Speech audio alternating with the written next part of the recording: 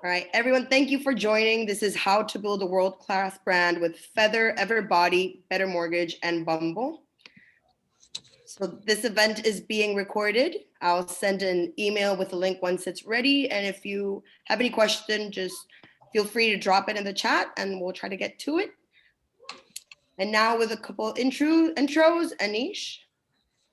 Yeah, hi. So my background was previously helping to run growth for different companies, both full-time and as a consultant for about 11 years.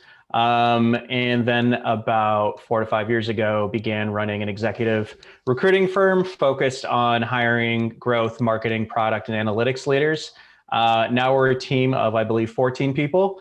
And yeah. Next is Kate. Hi guys, I'm Kate Twist. I am the co-founder and board chair of Everbody, which is a modern version of a dermatologist's office. I've spent my career in and around consumer products, previously in fashion and beauty, and began my career in investment banking for consumer products. Cool. Derek. Hey guys, my name is Derek, originally from New Zealand, based in the US for the last sort of 10 years or so. Had over a decade at Google in various capacities, running Asia Pacific marketing for the family brand, and then my last 3 years running creator marketing globally for YouTube. After that, my career's really been in. I really found a love for subscription businesses. Ran the international business for Tinder, a couple of years with Fair, an automotive subscription service, and then was in a contract role helping Blackstone with their acquisition of Bumble. Well timed for their IPO leading up to Valentine's Day, and so pretty good pattern recognition across the subscription services space. And looking forward to the conversation. Cool. And Janelle. Hi, I am Janelle Shah. I lead marketing at Feather. We are like the run the runway for furniture. I think that's the easiest way for me to describe what we do. We're really about building a new behavior around, and questioning the idea of ownership when it comes to furniture. Prior to Feather, I was at Swell, the very famous water bottle company. I still carry my Swell. And then Newell Brands. I also spent a decade on the advertising agency side, and really sort of the notion of brands driving culture and reflecting cultures at the heart of everything that I do, and the lens through which I look at things. Very excited to have this conversation. This is my first chance really at building a brand from the ground up, and the playbook that I had over the years, not all of it was applicable. So I'm curious to learn from others as well. I love that. I love that you call out the distinction as well, that you can't just basically roll out a playbook from a brand that's been around for 100 years and where that everyone already knows versus something that no one's ever heard of before. So that's really great. Jump into the next one. Patricia. Sure. Court McDonald. I'm currently CMO of a company that is building a net new brand and platform focused on small business owners that goes to market next quarter. Prior to that, spent a year at Better Mortgage, which we rebranded to better.com, building out their direct-to-consumer kind of platforms. And prior to that, spent the better part of a decade and a half at an agency called Huge that focused on digital transformation. So there's a lot of net new brand building there, but a lot of consulting with legacy companies that were bridging into the more digital future as well. Like how many people, wasn't it some insane number of people that reported to you or in some fashion at Huge? I mean, yeah, indirectly, there were about 1,200 in 10 offices worldwide. Yeah, I don't miss that. I'm hoping to leave before we hit that level of scale at each new company I go to, just duck right out. Yeah, I remember asking Patricia for help on how to manage people because I was having trouble managing 12 people. But 1,200 is just, I can't even wrap my head around it. Cool, guys, let's jump to the next one. Cool. So we had everyone who RSVP'd for the event put in questions that they had for the audience, for the panelists here. We picked out about 10 of the most interesting questions that we felt that all of us could tap into. So the first one that we picked was sort of like, how do you test and do a target audience? And I'd be pretty curious to understand that also from like a brand that's scaled versus a brand that maybe you don't even know what your target audience is specifically yet, and probably even trying to figure out how to discover what is your target audience. So I'd love like any kind of stories or anecdotes or thoughts on how to kind of go through that process.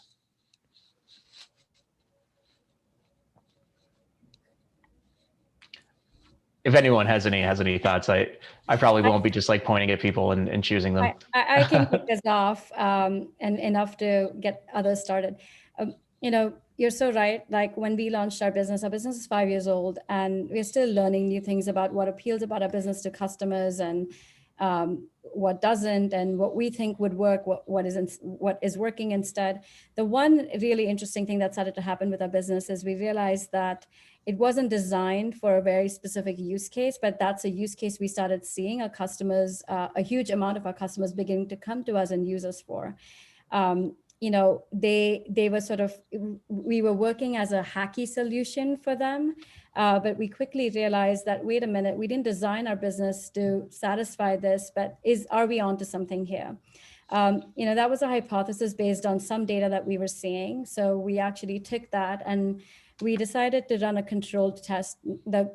Luckily for us, we are a hyper local market. So we are only operational in about 4 markets right now. So we can take something like that and run a very local test and see sort of, you know, is it just a fluke? Is this a coincidence? Is this a seasonal thing? Or is there, you know, are there legs here for us to actually build out over time a true offering for this audience that, you know, we don't have right now? That's how, at least how we've been approaching testing this target audience. You know, we'll see. The test is live right now. If, you know, we're fully prepared right now to go back to the drawing board to re-examine both our assumptions, but also our approach to the test depending on the learnings. Yeah, it's an interesting one. I think, like what Janelle references, where city by city or audience by audience, there's a heavy lift to the business model is a heavy lift to sort of to launch into that market, right? If I give an analogy of like pure direct to consumer or software businesses, when you say test, I think I make a distinction between a product test and a messaging or a content, you know, or a brand test. I think great sort of software products, you want to enable yourself to launch everywhere at one go as much as possible. You need to understand localization, that's more than translation. But if you can get your product in to as many places as possible, as quickly as possible, without an opportunity cost on budget or time, then or people, what you can then understand from a product perspective is where is their natural product market fit, right? That's on the product side. So I'll give you an example of sort of like Tinder was fascinating when I joined the Tinder business and there was no one focused outside the US, but Tinder was available in 39 app stores, actually 42. And so because you just needed to they had done really basic localization and it was really poor and there was a lot of upside, but it was available all around the world. Then what I could see where's their natural product usage? Where's their usage that's above the developed market average of like the US or the UK? Where does it under index across a whole bunch of different metrics? So on a product perspective, if you can set it up so that you can be testing and learning from a product perspective as in many places as possible, that's different to a brand or a content or an audience or a value prop test where what you're attempting to do is accelerate usage above a baseline, right? And I think, so message testing for sure. I think the one thing that's really important is I've seen some people on my teams in situations where people are afraid to test.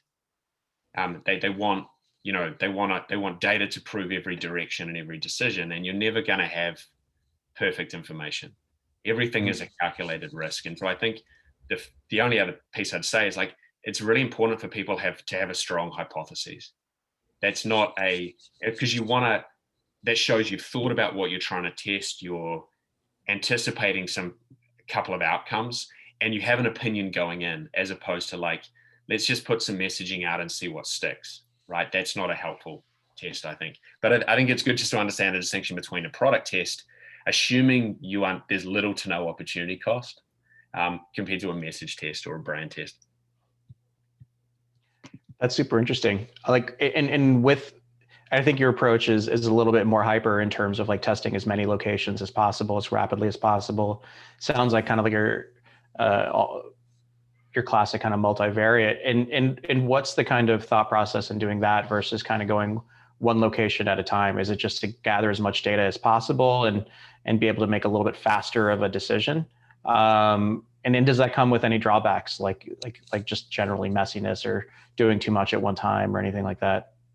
I mean, I also think it's based on stage of business, right? That's not what happened when Sean Rad and the founders of Tinder rolled it out, right? This was, a business that was 3 years old from a launch perspective, and so that understood pretty good product market fit, and they were at that point in time where, okay, the investment here is let's get localized into as many markets as possible. Like I remember at Google, Eric Schmidt at one point in time said, I'm sick of this scaled cascading rollout of a feature around the world, because we end up just giving more features to people in the developed world, and and people in non-English speaking languages takes a long time for them to see value, and it's a long time for us to learn, and we're not offering our products to the greatest percentage of the population, right? And so he said he mandated that it was 48 markets and 52 languages from day one at Google. But that was a 10-year-old business, right? That was when they had real scale, right? Tinder was multiple stages earlier.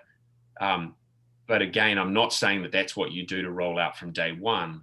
But if you're a business, if you can build your product offering to organically be seeded in as many markets as possible, that's helpful for you. And then you can be very focused and targeted from a messaging and a marketing perspective to say, where are the markets and where are the audiences that make you go, we can accelerate growth. This is where we place our bets, right? From a product perspective, you want scale quickly, and you want to be able to run infinite tests, because the only downside is server space and engineering cost, right? But on a messaging and a marketing perspective, you want to be fewer, bigger, better, to show that you can, by placing your bets in fewer places, you can accelerate those largest markets or those largest audiences. Yeah. I think the Fewer, only bigger, better. I've never heard that before. the only caveat I would add is, that playbook is it's so appropriate for product software-based businesses. When you're a service-based business like Feather is, sure. It's very like ill-wise to try and test something out across all your markets immediately, because you don't know at your stage whether that's going to work, and the logistical implications, there's a lot more at stake than than sort of the code involved in rolling something out. So that would be my only caveat in addition to what Derek said, but 100% agreeing with that, with the overall thoughtfulness of what you said, Derek. I also think that when you're at a very early stage, which I've done a couple of times now, it's almost the inverse when you're thinking about product and messaging tests, because if you try to divorce them, you'll end up getting false negatives in both directions, right? The product will look like it's not gaining adoption, but the reality is you're not focusing on the right hierarchy of features. Or the marketing will look like it's not converting, but it's because, the product itself isn't the right fit for the market you've gone to. So like in that first 0 to 5,000 customers, I would say you almost can't think of message and product as two different things. You kind of have to be in one world where you're adjusting both together till you get to a point where you have enough confidence that you have a baseline in each world to then iterate on separately. Yeah, I totally agree with that. It's really about the stage of where your business is at. I mean, when Everbody was at 0 and we were running tests with our stealth concept, which, had a totally different brand name that we, rushed up to get sort of water through the pipes, we kept the funnel really wide because we didn't know. And as soon as we got a little bit of a trickle of a customer base, we were able to do, some informal interviews with the folks who came in. And from there, we developed more specific hypothesis around what was going to work and crafting the content, the message, the value proposition. And we consistently iterate with our customers over time so that now we're very hyper focused in our target audience, but it took a while to get there. So I would say for anyone on the call who is at an earlier stage company and feeling kind of lost, like, it is a process of culling it down and refining it to the point where you are really like functioning at a high level and you know what you're doing. Is where it ended up pretty different than the original hypothesis you had of like day -0 when you're sort of planning it out? Absolutely. I mean, there were some things we thought would definitely work that, tanked. And I think that's inevitable. It's part of the process. Obviously, it's, test small, learn big, and like, fail fast and cheaply. So it's about iterating, keeping an eye on the ads, and just a laser focus on everything that's going on so that spend isn't getting away from you without learning from it. Okay, that's awesome. And what is a good way to like fail fast early on when you're testing a message, brand, idea, or product? Like, how did you know some of your early hypothesis wouldn't have legs? Was it customer feedback? Was it just putting it in front of people asking if they buy? Was it running tests and seeing conversion rates? Like, I mean, it was, honestly, conversion rates was our best metric to begin with. Okay. But then, once we actually had some customers, we were able to actually ask people. And I think asking people, I always try to stay as close to the customer as possible because they will tell you what's working for them and why they came in and why they liked or didn't like the experience. That makes a lot of sense. Most of what I worked on lately has been software products and brands, although some have a service level element. And I think for me, it has been, it's almost ironic because you feel this like religious fervor from like the product and dev side that, continuous deployment, et cetera, but getting to a deployment that's actually ready to put in front of a user is a different thing from a deployment of a piece of code. So a lot of what I do is evangelize the idea that I'm not going to force you to have quarterly releases as long as every other one of those deployments is something I could actually put in front of an end user so that we can get feedback frequently and often. Because at an alpha stage, even having 15 folks that are truly going to be the end user, playing with a half-baked piece of software gets, you settle so many internal debates that help you prioritize and focus. So that's been something I've pushed a lot. Yeah, I love that. I think a lot of the founders we work with are a little too focused on the initial idea that they've come up with. Right. And scaling it and putting a bunch of dollars behind it when they haven't taken the time to focus on whether anyone actually cares about that product that they were initially putting out. And so I even think when you're spending your first dollars, the goal shouldn't be figuring out what is going to drive revenue. It's figuring out what's going to drive accelerated learnings, and focus on revenue or core goals or whatever's going to hit your like revenue, or building out like revenue forecasts like down the road. But I found that companies like a lot of early stage companies run themselves like later stage companies with like very specific targets when they could have done a little bit more work up front to figure out whether what they were building was even valuable for whoever they're building it for. So that's a really great point. And Kate, what was sort of like the aha was it just conversion rate, or like what was the aha that you're like, all right, this is where we're going to end up, and what's really working for people that we're talking to? I don't think there was any one specific aha. We would put out a few different sets of creative and test a broad audiences, and where we found certain things getting traction, we would try to figure out, what was going on with that particular ad. And it's just very granular, and it's very, it's kind of a painstaking process of looking at each and everything and, kind of developing a sense of why people are clicking in it. It could be, a lot of different things. Sometimes it's color saturation, the creative, like, the actual, copy that's in it. It's something that there's so many variables that you're never going to be entirely sure why something works. But once you find something that's cranking, you can definitely get more insight into that from talking to your customers. Cool. And did you ever use those insights to just change the fundamental complete direction of the company?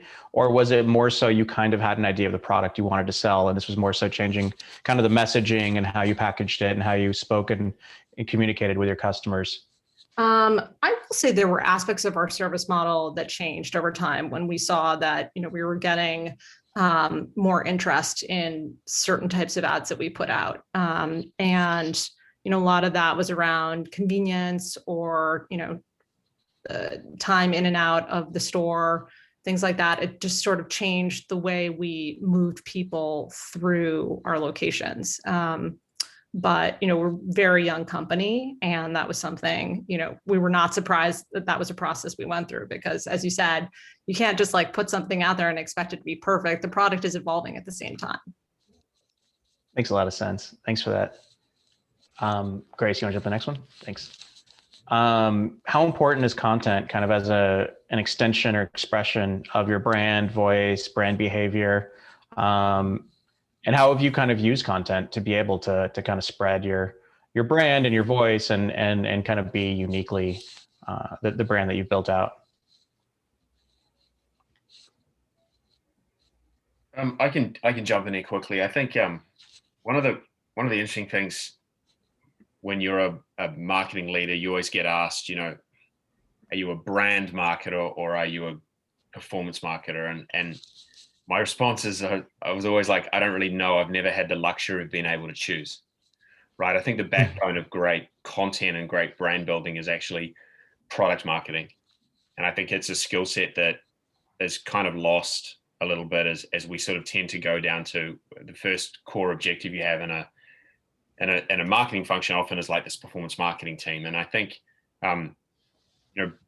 brands are expressions of customer experiences. And so I think if you apply that theory, then you're trying to really build the brand. It's not just about content. It's about all those little militant things, from how your customer support responds to how you get to your standardized email, to your electronic invoices when you've purchased a product. How much fun can you have in those things? Like, so if you apply that, then I think content, what I've always tried to do is really use every opportunity to explain the benefits of your product. And so content is really, putting the right context around how people use your product. And I find that if you're using all of this, and that's where sort of like brand work that's off to the side, that doesn't showcase product, that sort of drives awareness without education, is always a bit of a fail. So I think really find great content that just contextualizes how people use your product, that puts the right emotion around it, that makes your product relevant to different types of audiences, is extremely powerful. But I think it's got to be really anchored in communicating the benefits of the product in a way that's engaging to different audiences. And I think that really shows up. Brand, if you sort of have the ethos that you want the brand or your personality of the business to show up in every touch point, I think content's a critical piece of that. And of the different, obviously you can create content for ads, you can create content for your specific products. If you're selling a physical good, there's even content, in the packaging, the inserts, all of that. Where have you found that, and this is for anyone, not anyone in particular, but like, where have you found that, investing a lot of time and effort and iteration into a certain touch point ended up being really important for you? And which might like lead to advice for some people in the audience, like, okay, put some time into this area of content because it's incredibly important. I think that one. Yeah. Or go ahead, Jenna. No, go ahead. Well, I've done a lot of work in fintech, especially over the last 5 years. So one, I totally agree with Derek. Like, I always talk to my teams about content being utility. And, the lens through which we judge great content is the true value it provides, whether it's through efficiency or through, deeper engagement with the product, not through entertainment. Like, the brand lens to me comes in tone. So it's utility first, and brand is the lens through which you evaluate how it sounds, not how you decide what to produce. But I think where I've seen the most value, both for brand and just for business performance, sounds like the most boring area of content, but I think it's actually really fascinating, especially if you think of it as a brand asset, which is help and self-service content. So, Love that. especially spending a year working in a mortgage where, I think of myself as a relatively intelligent person. I've bought 2 homes. I work in digital transformation. Like, when I bought my second home, the process was incredibly difficult. And now working in lending in the small business space, like, these systems are just not user-friendly. So like the most pain a brand can relieve actually in a lot of these transactions and all of these financial universes is helping you understand the next smart step, or helping you understand how to get your job done, and providing that content in a way that's simple and frictionless to access, and does have a brand tone present, but in a way that's elegantly immersed into the content, not trying to prove the brand's voice, I think is really powerful. And, from a business performance standpoint, the conversion it can impact, especially when you're looking at the CAC for like a financial services and lending brand, is massive.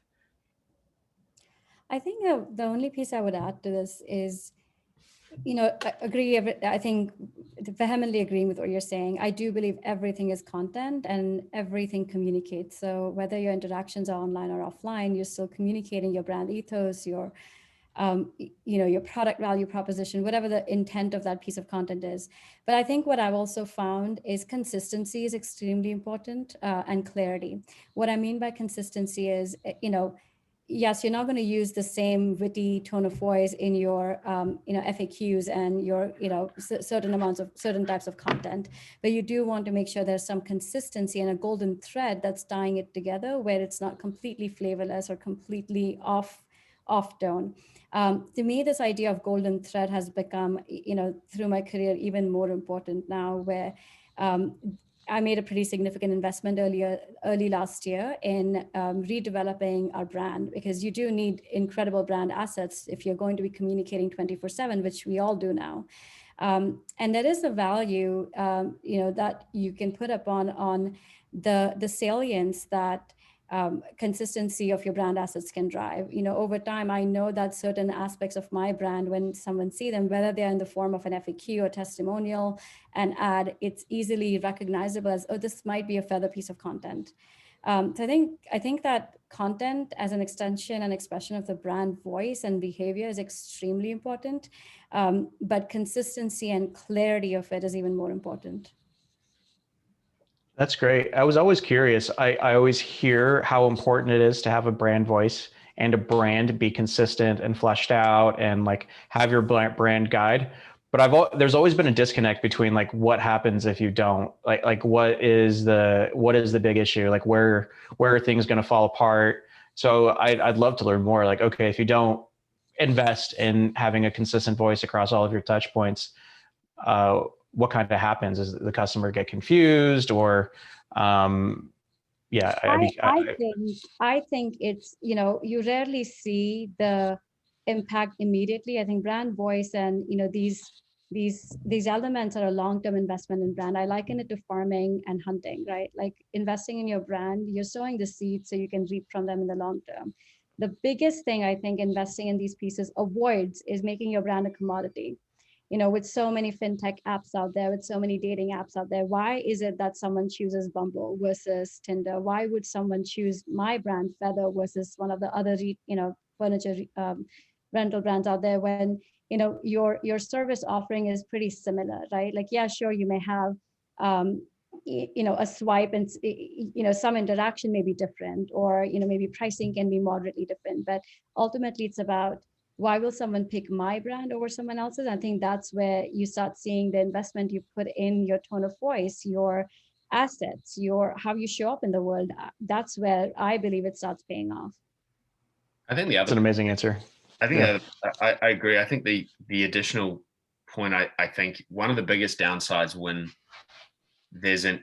you don't have an agreement on sort of brand voice is inconsistency. And ultimately it ends up, particularly when you're early stage, like we're always testing. I think whatever phase we're at, we're always testing. And I think you lose it, you create massive inefficiency and inconsistency. And so you're wasting your tests. I think marketing is all about repetition. Different flavors of ice cream, but always ice cream. And because I think, when you're trying to create a whole new category, like Janelle's looking at, right, is like, you've got to chip away. Like, I think when you've got a big goal, like sometimes incrementality and being incremental is viewed as a dirty word, but like you build brands with consistent iterations and incremental improvements to a goal. If you don't have a goal for a business and you don't have a voice that you're trying to build to from a brand perspective, like you don't know what you're heading to. I think sometimes the thing that's always really interesting that I look at with like my last number of roles, I've been reporting directly to CEOs. And if you ever make the transition from like reporting to a C-suite or reporting to an SVP to a CEO, like be careful what you wish for. You get it unfiltered. But the thing I love about the founders that I've worked for and worked with is that they index on two things: massive long-term vision and they also know what to do on Monday. Like, it's very easy to build out a 2-year plan or an annual plan. But I think those two things are really important. And that's where the brand voice, like consistency of like, it's going to help us with the little things. It's going to help us with the big things. And I think that, if you get the brand voice, if you get it wrong, it feels like busy work. If you get it right, it actually guides tactical things. It guides product marketing. It guides which influencers we want to go and work with, and most importantly, who we say no to. I think that's a really good test of all those things. Is it busy work that's just going to get done once, be shiny, and then get dusty on the shelf, or is it actually going to help us inform what we do on a daily basis? That makes a lot of sense.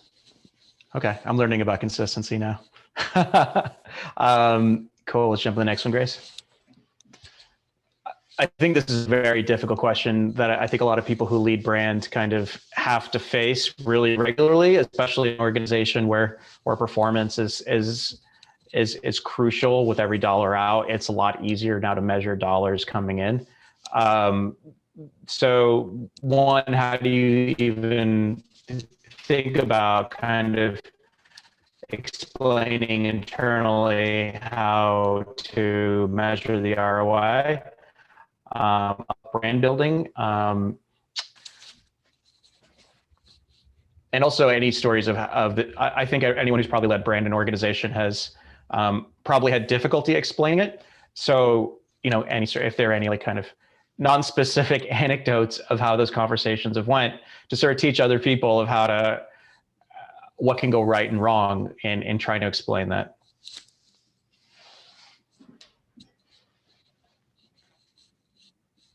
This is a big, hairy one. There's so many ways to answer this one. I think the one thing I'll say is ROI on brand building is not a month-over-month metric that you can track. I mean, I'm at a 4-year-old startup right now. I'm not even going to measure my impact of all the brand work, or, we'll talk about what is considered brand work well until like 2 years into what I'm doing. So right now, I'm really sort of focusing on keeping my head down and doing the work. But I will say this, the outcome that I look for with brand building work is, one, influence. Is my brand influencing conversations and conversions? And two, reputation. Is my brand respected, well thought of? Does it, do people sort of think fondly of it when it's mentioned? And these things are hard to measure. Yes, you have your NPS scores and you can measure signals, right? I look at things like increase in unpaid conversion. I'll look at increase in inbound press requests, increase in growth rate. I think, employee retention is a really good one to look at too. But, I think the thing that I want to challenge with this notion of ROI on brand building is it's a business metric. It's not a marketing metric. This is a responsibility of the business and the C-suite, and not just, whoever's leading growth or whoever's leading marketing on your teams.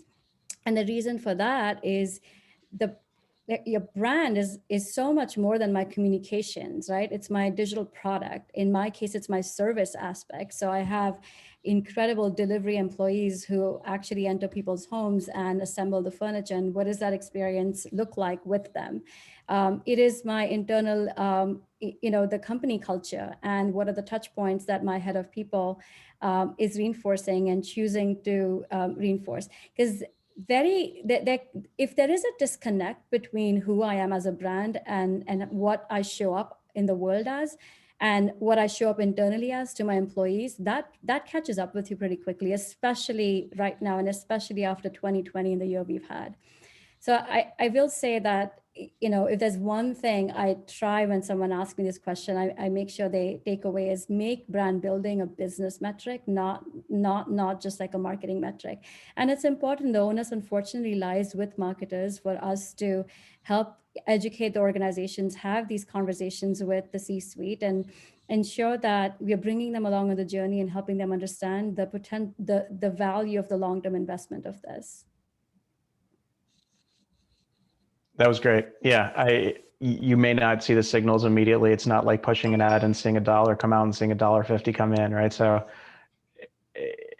there is some level of faith that what you're doing pays off in the long run. Is that part of kind of what your answer was as well? There's faith, but there's also enough data out there, right? Like there's a reason why Nike and Coca-Cola and, these brands are what they are. So that, it's proven. I think that is a fallacy that, oh, brand building is unproven. It just takes time, and you can never point to the one thing that built this brand. Maybe you can, but you usually can't. So I think it's, yes, as marketers, our instinct come into play, and we have to, I call it sort of informed intuition. But it really is about patience. I think, like, how do I measure the ROI on brand building? I'll just say with a lot of patience. That's my answer. Nice. Okay. Any other thoughts from anyone else? I'll jump in here.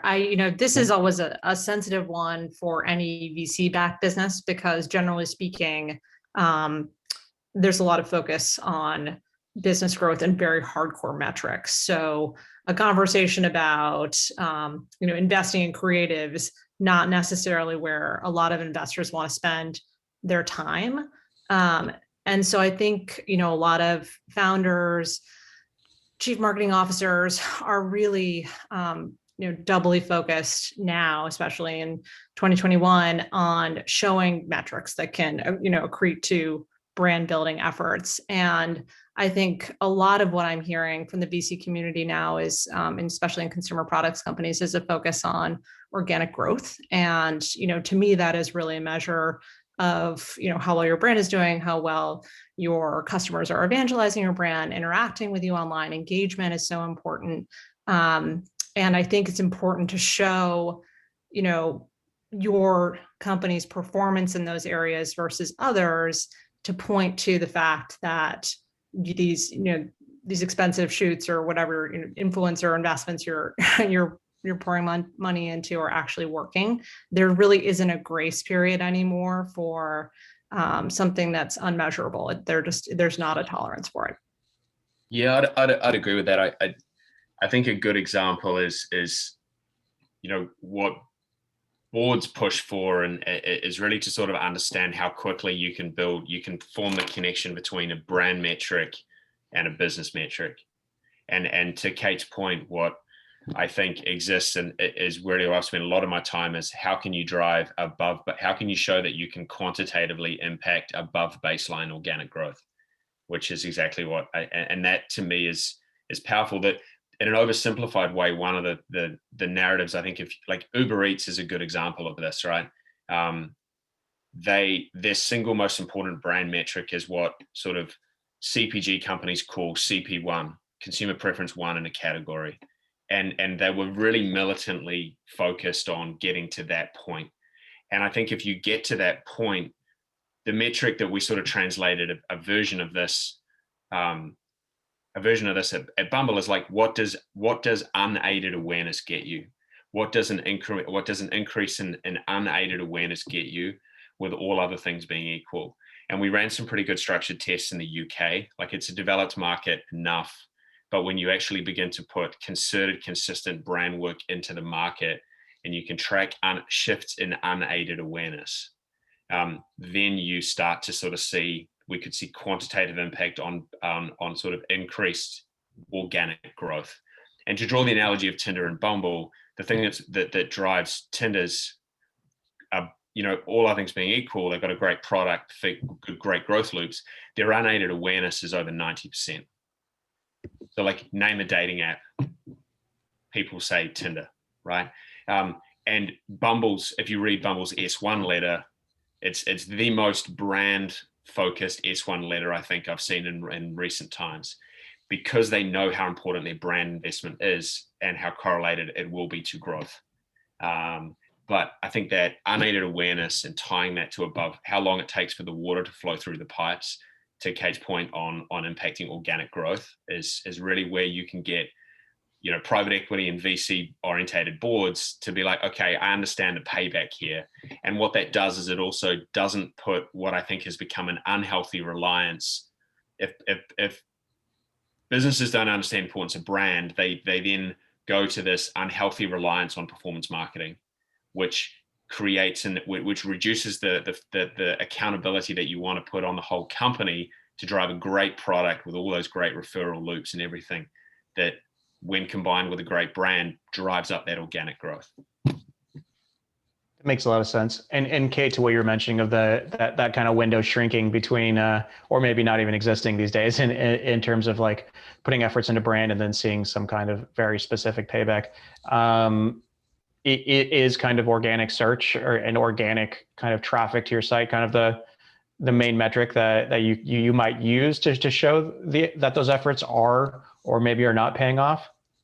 Yes, I mean, we always want to show organic increasing as a percentage of our total customer acquisition. I mean, that's just one of the things that we focus on month after month. And I think it is a really great measure of the health of a brand. And I'm not saying don't invest in brand. I think, I'm one of the biggest advocates of great content, spending time on brand values, really sorting out your point of difference and how you're solving problems for people.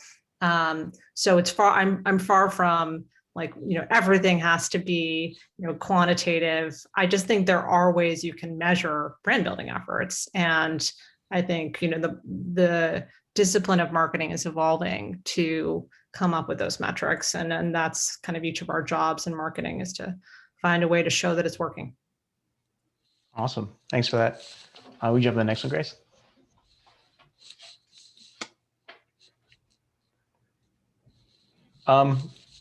I guess if I was to summarize this question, are there any things that you have done in your career where you look back on it and now think, okay, maybe if I knew a few more things and if I knew what I knew now, I would have done it a little bit differently? Any sort of anecdotes to help some people, avoid some of those hurdles or missteps, or that you basically just have to make missteps because that's the only way you're going to learn anything? So many. I'll give an example that I'm kind of in the middle of learning right now, which is, I think because my experience came up more in digital transformation and kind of like holistic customer experience architecture than traditional kind of like marketing first path to a marketing seat. I could be pretty dismissive of things that lived more on the brand side that I kind of thought of as frivolous. Things like influencer marketing, where it seemed more like, oh, this is a bunch of silly Instagram stories versus this isn't like the hardcore value prop that drives ROI. So I think, questioning your own arrogance in terms of the nucleus of where you started and examining the power of some of the tools that may or may not be at the center of your wheelhouse is important. I've just, as I'm starting to build a brand right now that's an alpha with the smallest budget I didn't even know budgets this small existed when I was working in consulting. The power of some of those tactics that I previously thought of as more frivolous to get through the first stage of the growth that I've committed to my investors is humbling and super interesting. That's awesome. I like the humbling aspect there. I think one thing from me that I saw a couple of times is we're trying to shift the brand or get it, shift the perception from one to another. And I'll sort of give an example at Tinder was I think you're always thinking that you can shift perception faster than actually happens. It goes back to that repetition point I had before. I think you're impatient. And I think one of the most important things that I look for in my team is judgment. And I'll give an example. When I first joined Tinder, on any given day, one of the top 3 download markets in the world is the US, India, and Brazil. And when I was there, it was always those were the top new download markets, and that sort of shows the breadth of the product, but also that you've got some really different markets there. And obviously, one of the things that Tinder had a challenge with was sort of that it was viewed as a bit of a hookup app, right? I think the brand has found its voice really, the company's found its voice really consistently now, and I think that that's a good thing. The team launched a piece of content on my second week there, and looking back, I should have not let it go live, but it was a small piece of content that showed an Indian woman getting ready for a date, talking to her mother, and her mother's helping her sort of get dressed and get ready, and she's very nondescript about where she's going, and then you hear the Tinder sounds of the notifications going off on her phone, and at the end of it, she sort of sees she's going on a Tinder date, and the mother said, "I already knew," and and it was interesting because when it went out, you know, YouTube comments are a deep dark hole, but you learn a lot if you have a thick skin. And instantly it was so clear that this content was reaching. It was attempting to change a perception that was going to take multiple years to do. And the question was whether we even really needed to do it. And there were a whole bunch of things. It was such an oversimplified approach. And I think it was a great learning on being patient and being consistent when you're wanting to get your voice out. A single piece of content, a single campaign will not do it. One of the other panels talked about these iconic brands that are institutions that have been around for multiple generations, and they still have a consistent voice, but they evolve. It's like that takes time. And I think one of the real challenges from having worked in, after my time at Google, being in sort of slightly earlier stage businesses, is everyone wants quick returns and everyone wants quick shifts, but you've got to, on some parts of your business, you've got to adapt really quickly. But on the things that are important, you've got to be consistent over time. And I think sometimes that's hard. Like, I'm an inherently a outcome oriented person, and I find myself being impatient. And that's been a big learning. I think in some of these situations, I wish I'd been a bit more patient and a bit more consistent and sort of held the line a bit longer. That's really great. I will share a little bit about the Everbody brand building journey. I was so excited to launch this brand around a product that I had felt really needed to exist, and hired a great branding firm that we loved working with, and was going to try to establish this amazing luxury brand, prestige brand at the intersection of healthcare and beauty. Super exciting. And choosing the logo, the fonts, the colors was all-encompassing project at a time when we needed to be moving very, very fast. And I think one of the things I learned from that time was you're not going to create your point of difference or your true brand recognition based on pixels. You can belabor your first homepage to the nth degree, and it won't be a great use of your time at the end of the day, because a lot of people can copy that. And I think we've all seen the convergence of brand identities, kind of like the blanding of brands, I think is a term I've seen thrown around. You're going to create your point of difference around your brand values, how you speak to customers, your ethos, your service model, et cetera. There's so many things that ladder up to that. And I actually, felt like, oh gosh, we've created this amazing space. Everything in the market is pink and sparkly, and nobody wants pink and sparkly, so we'll do green. And I actually was quoted in the Wall Street Journal saying, nobody wants pink and sparkly. And like 2 months later, our biggest competitor changed their entire color palette to green. So that was a big learning for me personally, that you've got to do a little bit more than what's on the screen. I love that. And I think the most staunchest advocates for how important brand is would probably say your brand is just not your font and your model and your sort of cool one-liner that gets put on the L train. It's a little bit more 360 than that. I think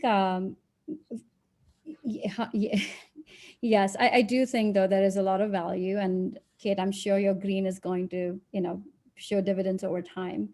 I think for me, this is my first experience working at such an early stage company. And I think that a couple of things that I feel like I have to unlearn in this environment. One is, I think at bigger companies, because sort of you establish that product market fit, and like Swell, we barely spent anything on marketing. Everything was inbound. People just wanted the product. I feel like I call it like you catch fire, and then you really don't need, if it's a great product in the right moment at the right time, marketing's job is much, much easier in that moment. Here we are building a new behavior. We are trying to challenge some existing perceptions. I think the one thing I've realized is I will never have enough data that I'm going to need. And even the data I have, it doesn't really always paint a true picture. The more I poke holes into it, the more it becomes hard to trust, any decision that data would prescribe. I think the one thing I find myself saying a lot to my team and myself is have conviction. I have to keep reminding myself of that as well too. But I think having conviction in, to a certain extent, we are told as marketers to not always trust our own judgment, because yes, you might be the customer, but you're not like really speak to the customers. And we do that. But at some point, we also can't forget that, this service, it was created to solve a very specific need. A lot of us as customers are also feeling. And I try and make sure that I don't completely dismiss my own intuitive voice and my own voice of reason, and that of my teams as well. I think that has been slightly hard for me to get to this point, but I'm always now asking my team, instead of like, give me a business case and show me the data. Yes, they do all of that, but I'm also ending with like, well, what do you think? And what is your point of view? It's jarring for my team members sometimes. It's not necessarily a vocabulary or a muscle memory they're used to exerting, but I think it's really important because we don't have all the right answers right now. And I can tell you, even with my attribution, I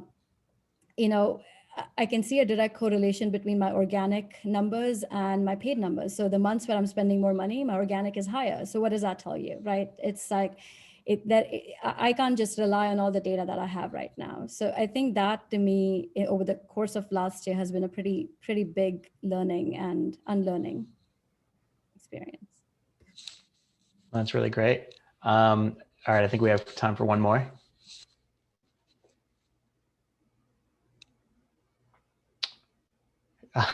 Who helps you make critical decisions, and what do you value about them? Could be folks that you've brought along with you throughout your entire career, mentors, old team members, current CEOs, anything like that.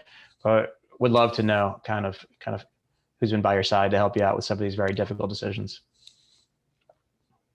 I'll go quickly. It's a cheesy answer, but I think it's like the customer and the non-customer.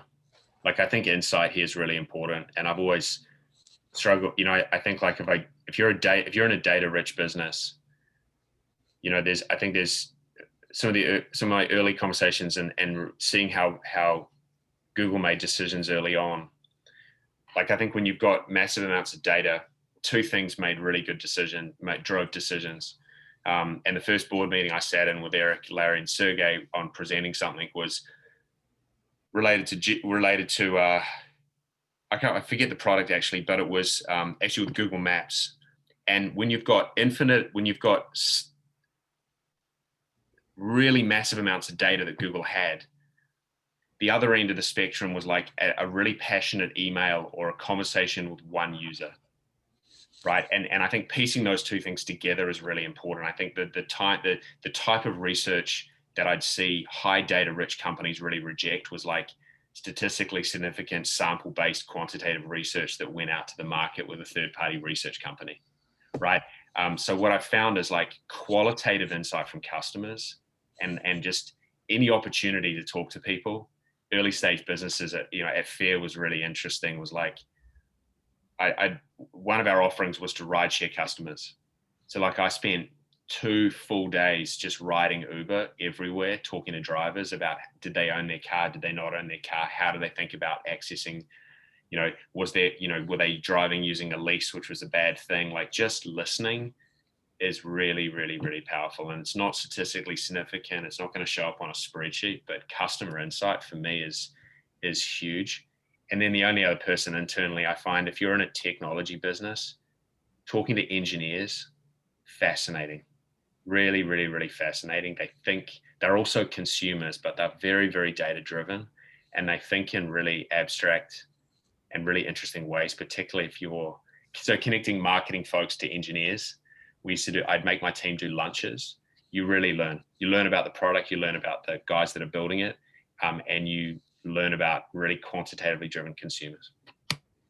I love that. That's great. I can speak a little bit to this. I think one of the mistakes I made earlier in my career was not seeking out peers to learn from people who were doing similar roles as me at other organizations, learning how they kind of go about it, learning how they work their way politically and all of that. I think there was a lot of learnings I could have had to level up, and that's something I've tried to correct quite a bit in the last few years, and like actively reaching out to people who are at a similar level and doing very similar things to me, so I can learn at that exact moment. I've played a few different roles in my career. So these days I'm actively reaching out to people who have run agencies and have run services-based organizations to understand how do they structure it, how do they think about it. If I move on to do something else later on or whatever else, I'd find people who are doing the exact same thing, whether it's building a product, whether it's anything else. And I think those functions evolve. I think the way you run an agency in 2021 is kind of different than you may have run it in 2011. So finding someone right now who's going through the same problems I'm going through has been really valuable. And I wish I definitely did that a lot earlier in my career. Yeah, I think that with making critical decisions for business, I value objectivity a lot. I think especially if there are decisions about the team or what area to focus on, not necessarily to do with marketing per se, I always seek out my peers. Sometimes I agree with what they say, sometimes I disagree, but they always give a very unvarnished, unattached point of view. And that is very valuable. I also like to I make sure that if I'm considering a critical decision, I try and speak with the teams who that will impact. I think it's important for me to hear from the teams on how positively or negatively a decision might impact them or their perception of, the impact it will have on the business. Oftentimes it comes from a place of passion and conviction. Like I said, I appreciate that, but it's important to take those two data points, the unattached, unvarnished, and the passion-filled one, and use those to, for me personally, to make that decision. I love all these answers, and I totally agree with customer first, then your peers, because everything is evolving so quickly in marketing. There's always something that somebody else learned before me, and it's a learning that would be really valuable to my business. As our company's grown in size, our board has also grown, and I've really valued our board members' insight because so many of them are investors who are seeing comparable businesses grow, and they're able to share some of those like little points of lightning in a bottle that might be relevant for us.